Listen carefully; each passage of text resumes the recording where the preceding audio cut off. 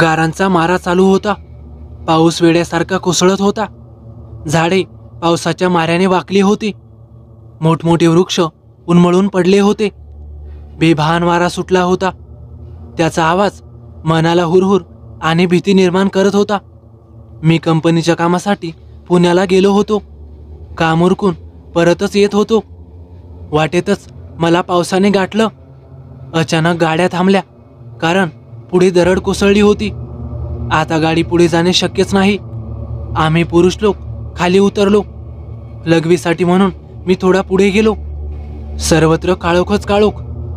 अमावस्या असल्याने चांदणे तर नव्हतेच, त्यात मुसळधार पाऊसही. खूप खूप थंडी भरून आली होती. मी कशीबशी लघवी उरकून लगेच मागे वळालो आणि तोच रस्त्यावर गाड्यांची रांग लागलेली अचानक अदृश्य झाली. माझी बस पण नव्हती. मी जाम घाबरलो. आता काय करू? हायवेवर एखादे वाहन मिळते का ते बघावे म्हणून मी पुढे आलो, तर पुढेही काळोखच. जाम भीती वाटली. समोरून बरीच माणसे येत असल्याचे जाणवले.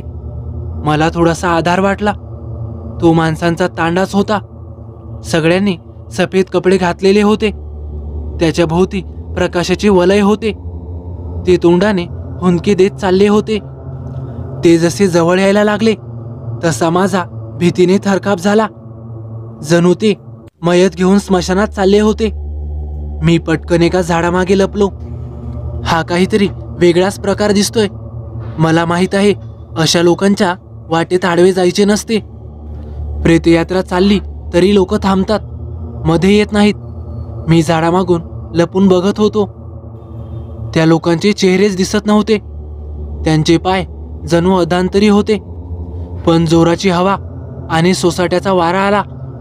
अंगावर भीतीने आणि थंडीने गारठून शहारा आला. ते लोक चाललेच होते, संपतच नव्हते. आसपास उजेड नाही. इतर कोणीही आजूबाजूला दिसत नव्हतं. मी खूपच घाबरलो होतो. एवढ्यात पाठीमागे पाहिले तर तिथे एक झोपडी वजा घर दिसले. मी तिकडे गवतातून काट्याकुट्यातून चालत चालत गेलो. अस्वच्छ जागा, कुणीही राहत नसावे बहुतेक.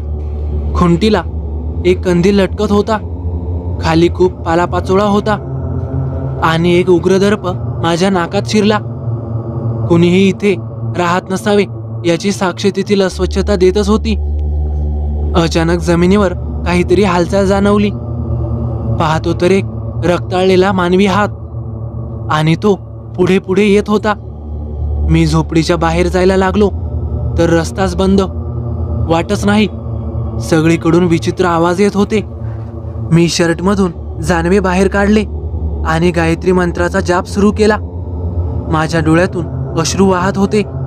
त्या मंत्राच्या सामर्थ्याने मी भानावर आलो. मला गाड्यांचे हॉर्न ऐकू येत होते. मी कसाबसा धावत बाहेर आलो. काही गूढ सावल्या शांतपणे चालल्या होत्या. दूरवर कुठेतरी ढोल वाजत असल्याचा आवाज माझ्या कानी पडला आणि मला धडकीच भरली. मी लगेच ओळखले, आज अमावस्या म्हणजेच वेताळाची पालखी येते. तो ढोल भयावह आवाज निर्माण करीत होता. मी झाडाचा आडोसा घेत ढोल वाजतो त्याच्या विरुद्ध दिशेने पळत सुटलो. तरीही त्या सावल्या माझ्याच बरोबर चालल्या आहेत असा मला भास होत होता. मी जानव्याची गाठ पकडून सतत गायत्री मंत्र जपत थेट पळत होतो. आता मला हायवे दिसला. सगळ्या गाड्या दिसल्या. मी धावत धावत पुढे आलो. आमची बसही दिसली. कंडक्टर बोलवत होता, अहो साहेब, कुठे गेला होता? ही जागा चांगली नाहीये. मी पटकन बसमध्ये चढलो आणि आतमध्ये बसलो. एवढ्या पावसात आणि थंडीतही मी घामाघूम झालो होतो.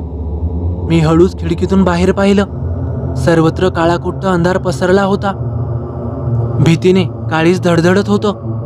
बसमध्ये सगळे लोक झोपले होते. एवढ्यात बस सुरू झाली. मला जरा हायसं वाटलं. मी खिडकीतून बाहेर पाहिलं. त्या काळ्या सावल्या बसच्या वेगाने बसबरोबरच चालत होत्या. मला जाम भीती वाटली. मी घाबरून आत बघितले तर माझ्या शेजारीच एक काळी सावली बसली होती. तिने आपले मोकळे केस तोंडावर घेऊन चेहरा झाकला होता. आतापर्यंत मी या सीटवर एकटाच होतो. हे कोण आले? आणि मी जोराची किंकाळी फोडून बेशुद्ध झालो. जाग आली तेव्हा हॉस्पिटलमध्ये होतो. आई आणि बायको जवळच बसलेल्या होत्या, खूपच काळजीत. आई देवाचा अंगारा लावत बोलली, घाबरू नको, आता काही नाही होणार. आणि मी सुटकेचा निश्वास टाकला.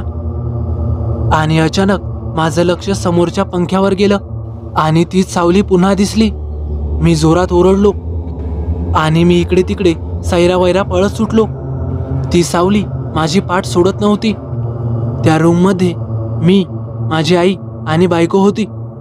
त्या रूममध्ये आलो. त्या धायमोकळ्या होऊन रडत होत्या. मी त्यांना काय झालं म्हणून विचारत होतो, पण माझे बोलणे त्यांना ऐकू जात नव्हते.